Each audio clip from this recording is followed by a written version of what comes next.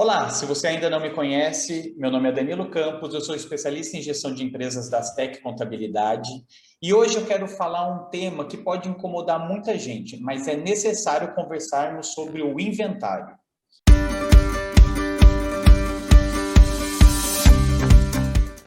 E hoje eu tenho a honra de receber novamente o Dr. Fábio Ferraz, da BMF Advogados, para a gente falar de um assunto que pode ser tabu na sua família ou até mesmo na sua empresa, que é o inventário. Doutor Fábio, muito obrigado mais uma vez pelo convite aqui para a gente esclarecer alguma coisa relacionada ao inventário para os nossos espectadores. Eu que agradeço, Danilo, mais uma vez pelo convite.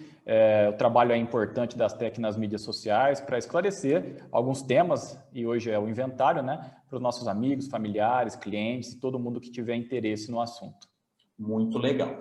E como eu disse, né, é uma coisa que às vezes a pessoa, né, um empresário, foge do tema, né, foge desse tema, acreditando que a vida pode levá-lo para outros caminhos, mas na verdade eu sempre oriento os nossos clientes lá no escritório a pensar no futuro, a pensar na aposentadoria, a pensar na sucessão e, consequentemente, isso envolve o inventário. Eu gostaria de começar perguntando quais são os tipos de inventário hoje que as pessoas precisam se preocupar e, consequentemente, os empresários também deveriam se preocupar. Danilo, bom, é um tema fascinante, né? A gente vai transferir, nós estamos falando aqui de transferir todo o patrimônio de alguém que faleceu, que não está mais entre nós, de uma hora para outra. Vamos falar assim, uma tecnologia jurídica que de uma hora para outra nós transferimos a todos os herdeiros e meeiros, né? No caso de haver alguma viúva ou viúvo meeiro. Então, é uma tecnologia jurídica. Essa tecnologia se chama inventário. É importante, é a sucessão patrimonial em jogo, é a continuidade da prosperidade de uma família, é todo o patrimônio que foi conseguido pela pessoa que faleceu que vai ser transmitido para os seus familiares. São dois tipos de inventário, tá, Danilo? Assim, basicamente são dois tipos de inventário. Quando a gente fala em inventário, obviamente nós temos uma série, um leque de outras opções, mas inventário é o que efetivamente vai transferir de uma hora para outra o patrimônio do falecido para os seus familiares. O inventário judicial, são dois tipos, né? O inventário judicial e o extrajudicial. A diferença basicamente é que o extrajudicial ele tende a ser mais célere, mais rápido do que aquele que é ajuizado na justiça, mas ele tem alguns requisitos para serem cumpridos sob pena de, não se cumprindo, não ser possível ou viável fazer na esfera extrajudicial. A gente faz o inventário extrajudicial em cartório de notas, tá, Danilo? Para ficar bem claro. É preciso que não haja testamento deixado pelo falecido. Como que a gente se certifica disso? Você pode pedir para o tabelião ou o cartório de notas, né, tirar uma certidão negativa de inventário. Então ele puxa, existe um banco central que registra todos os inventários são feitos também em cartório de notas, e aí ele busca uma certidão negativa. Não teve inventário? Pronto, cumprimos. Não teve o testamento? Pronto, cumprimos o primeiro requisito, que é a ausência de testamento deixado. Podemos ir para um segundo requisito, inexistência de menores de 18 anos. Não pode ter menor envolvido, porque senão tem que ter intervenção do Ministério Público e só pode ser feito, e por isso, pela necessidade de haver intervenção do Ministério Público, ele só pode ser feito de forma judicial. E as partes têm que estar concordes para fazer o inventário extrajudicial. Todo mundo tem que estar em sintonia, em concordância, de forma amigável, todos os herdeiros e meeiros, para que haja a possibilidade de se fazer isso de forma tranquila na esfera administrativa. Senão, o caminho é o ajuizamento de uma ação de inventário judicial.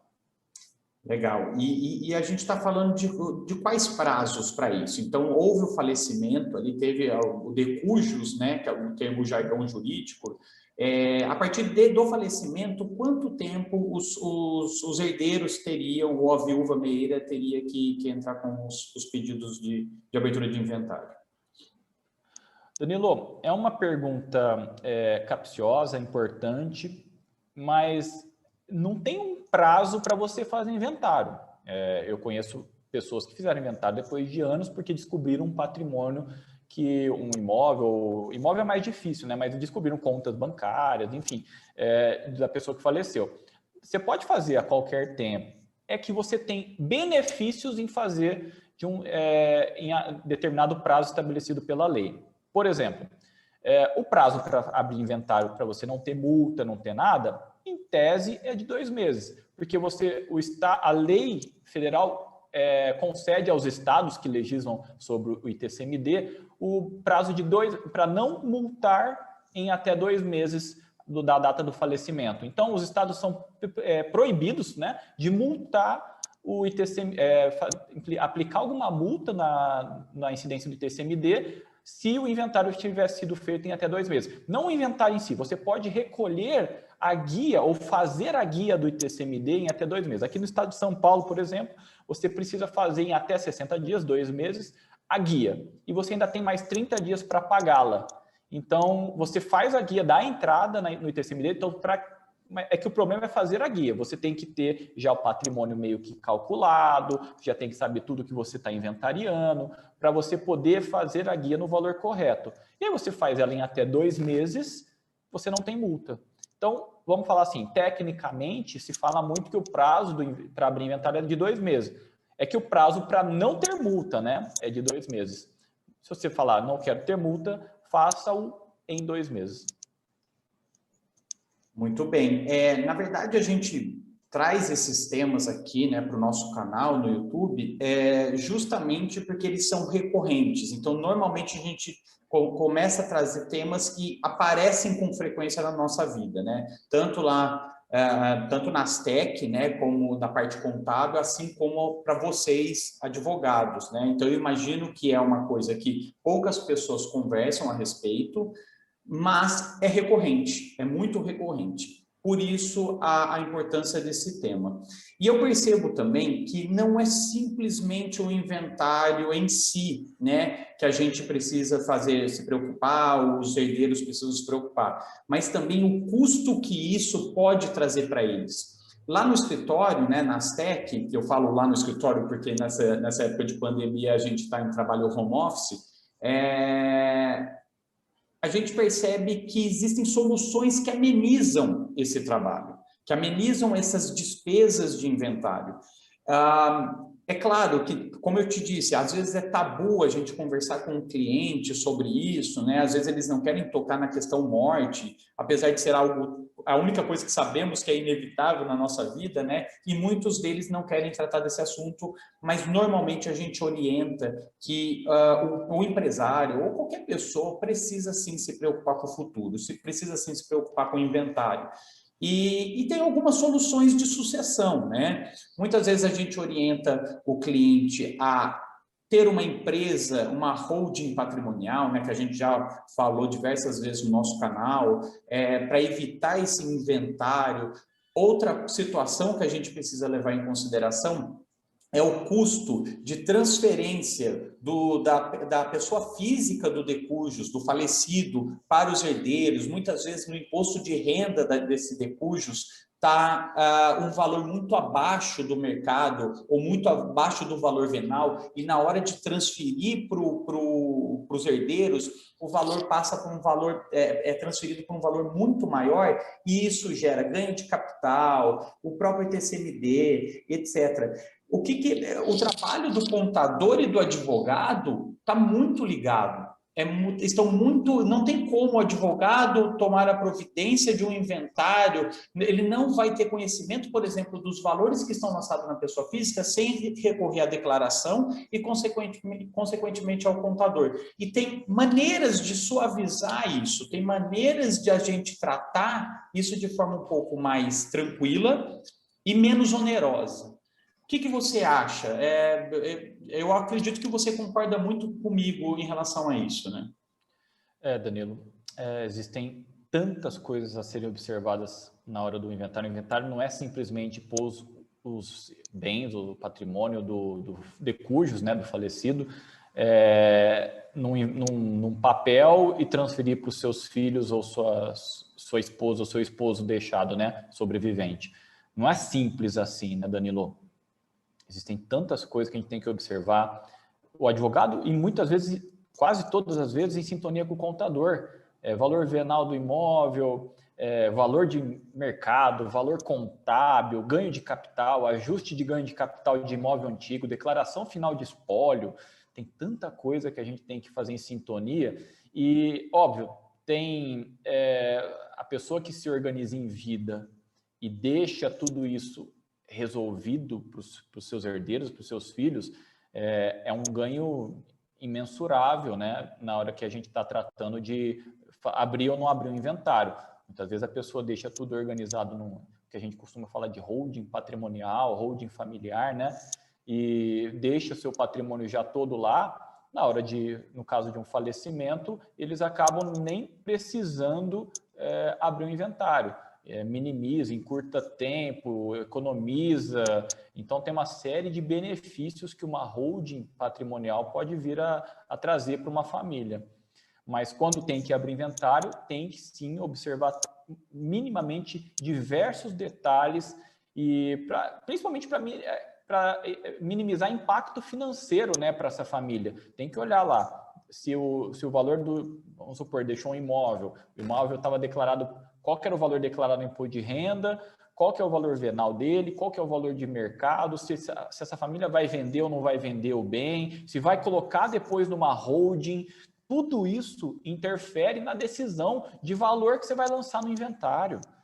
Então, para determinadas situações, se a gente for falar de todas as possibilidades aqui, né, Dani, nós vamos ficar, esse vídeo aqui não acaba hoje, mas tem tanta coisa que a gente tem que observar para depois minimizar um pagamento de ganho de capital lá na frente, um pagamento de imposto na declaração final de espólio. Só para ficar claro, a declaração final de espólio é aquela declaração que se faz no ano seguinte ao falecimento, certo, Danilo? E a gente é obrigado a, dependendo do valor que lançou no inventário, e confrontar com aquele valor que estava declarado no imposto de renda do falecido, dependendo, tem um ganho de capital e tem que ser pago esse valor. Então, tem uma série de questões a serem analisadas quando você faz o inventário para minimizar impactos para essa família. Sem dúvida, são muitas variáveis ali. Realmente, a gente tem esse fechamento da declaração final de espólio no ano seguinte. Então, realmente, precisa estar muito ligado e pensar, como você disse, o futuro do patrimônio. O que os herdeiros vão fazer com o patrimônio, né? Última pergunta, de forma muito sucinta, que às vezes gera bastante dúvida, e eu percebo isso lá no escritório. Diferença entre herdeiros e meeira. Explica rapidamente isso para mim, por favor. Então, tá. Vai depender... Primeira questão que a gente tem que saber é que depende do regime de casamento vamos falar assim, viúva ou viúvo, né, era casado. Então, o patrimônio, vamos pegar o exemplo do homem que faleceu, deixou uma viúva e 2 filhos, vamos pegar esse exemplo. Se ele era casado em regime de comunhão total de bens, comunhão universal de bens, a viúva vai entrar como meeira. Então, metade de tudo que era dele é dela, ela é meeira, ponto, acabou. Os filhos serão herdeiros, tá? Então, metade é da viúva, a outra metade os filhos dividem entre eles, metade, como são 2 filhos, da outra metade para cada um. Agora, se a viúva é casada em regime de separação total, ela vai entrar como herdeira e não como meeira. Então, essa é a principal diferença quando nós estamos falando. É óbvio que a meeira não pode herdar. Então, a diferença principal, que é o que você estava me perguntando, né? Qual que é a diferença entre meeira e herdeiro? Ela não pode, num único patrimônio, num determinado imóvel, por exemplo, ela não pode ser meeira e herdeira, a viúva. Ela vai ser sempre ou meeira ou herdeira. Então, voltando ao exemplo, se ela é casada em regime de separação total, ela vai ser herdeira, porque ela não tem direito à metade, então ela não é meeira, e ela vai ser herdeira em sintonia, em concorrência com os filhos, tá? Essa é a principal, assim, de forma bem objetiva, essa é a principal diferença quando a gente fala de o que é meeiro, o que é herdeiro, e as diferenças principalmente com relação ao viúvo ou viúva, tá? Os filhos vão ser sempre herdeiros. Perfeito. Entendido. Eu acho que é também uma coisa que gera uma certa polêmica para saber se a viúva ou o viúvo meia ou herda. Então, depende do regime de casamento, né? Sim. E só um parênteses, quando regime de comunhão parcial de bens, que é o mais comum, ela vai ser meeira naquilo que foi adquirido após o casamento, e se houver bens adquiridos antes do casamento, ela entra como herdeira. Aí faz um misto, é meio bagunçado, tem que ter um advogado para ajudar, mas ela pode ser meeira e herdeira, mas em bens do patrimônio total, em bens diferentes, nunca no mesmo bem. Certo. Então, na verdade, assim, ser meeira ou ser herdeira vai mudar a porcentagem, né? Se ela é meeira, ela vai ficar com 50%. Se ela é herdeira, ela vai entrar em concorrência com os filhos, né? Com os outros herdeiros, sim, e ela vai receber a porcentagem proporcional. Então, se tem 2 filhos, cada um vai ficar com 33%, porque são 3 herdeiros, certo? Menos do que se ela fosse meeira. Não, e tem não, ela vai ser, quando a viúva for entrar como herdeira, vamos supor que tenham 10 filhos, ela vai ter 25%. Ela não pode ter menos que 25%, tá? Tá. Então, mas é que normalmente é 2 filhos, aí cada um fica com 33%, inclusive a viúva, tá? Se for ela entrar em condição de herdeira, porque era regime de separação total. Agora, uma questão muito interessante, Danilo, é que quando ela é meeira de tudo, ou porque os bens foram adquiridos após o casamento, no caso de regime de comunhão parcial de bens, ou quando é comunhão universal, quando a viúva é meeira, o inventário é mais barato.